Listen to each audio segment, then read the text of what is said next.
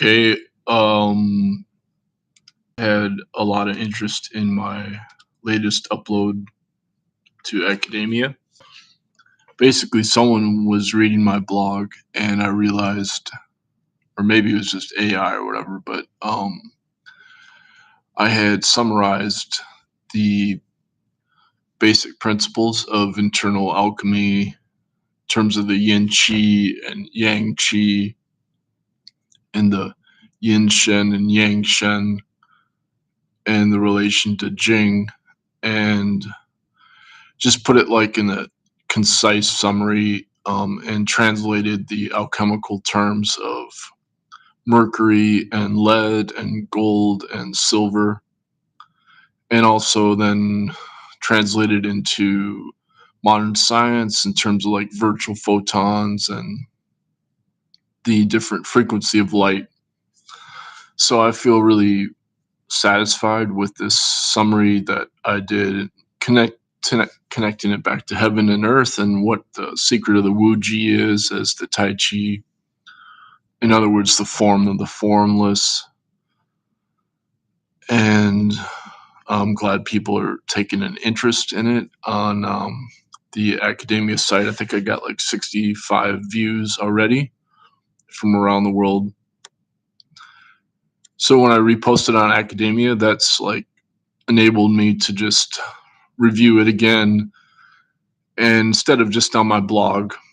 And so I felt really happy about what I had posted on my blog, just summarizing the training involved, because otherwise the alchemical books are really opaque.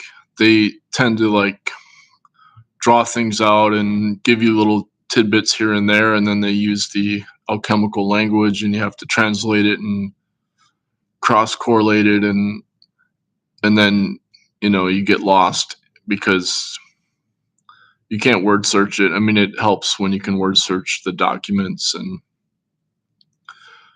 then it takes a while to psychologically analyze the meaning and then what it entails in terms of practice and everything.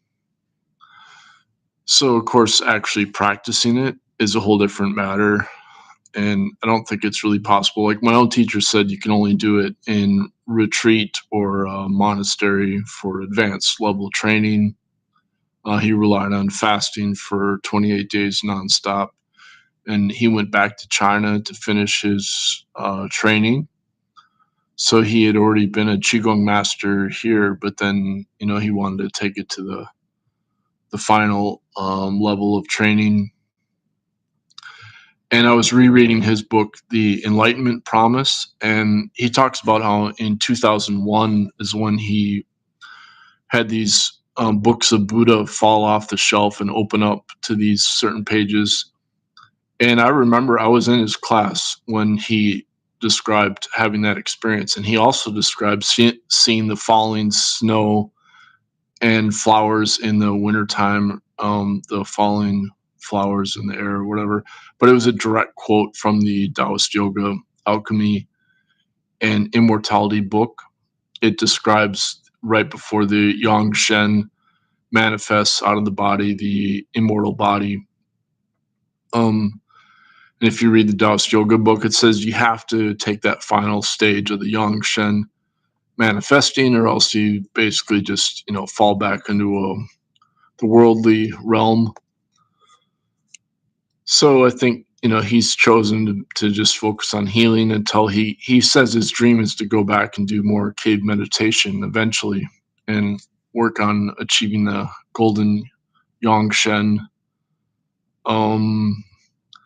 So at any rate, the other thing is, it's like, well, you have to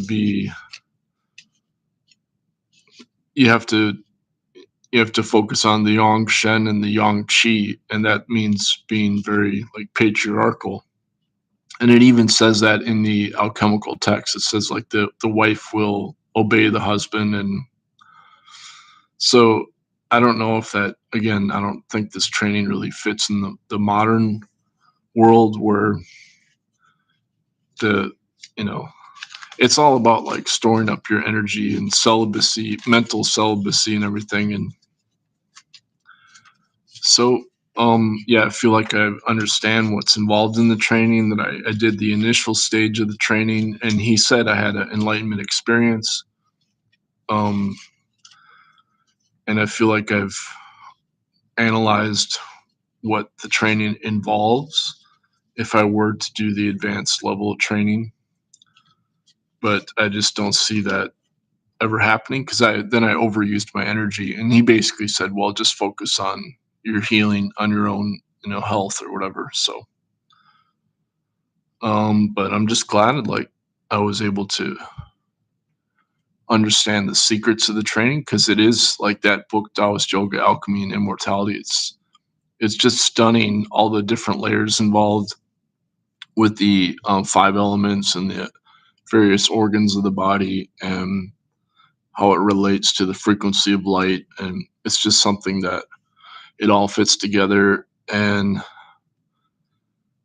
gets you to a pre um, birth level of reality. And yeah, modern science just has absolutely no idea what they're missing out on.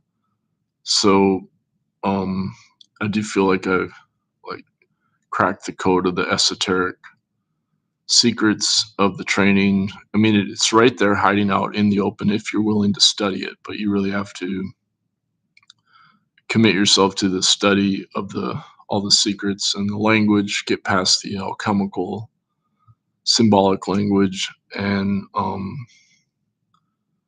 Progradio is he's done that. He's a scholar in Germany, but I think I even disagreed with one of his points.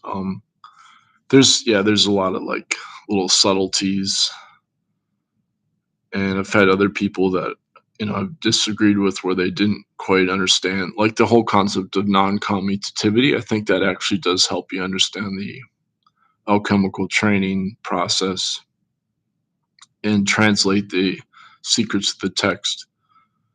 But it basically is the yin and yang on all different levels interacting, and that's pretty much it.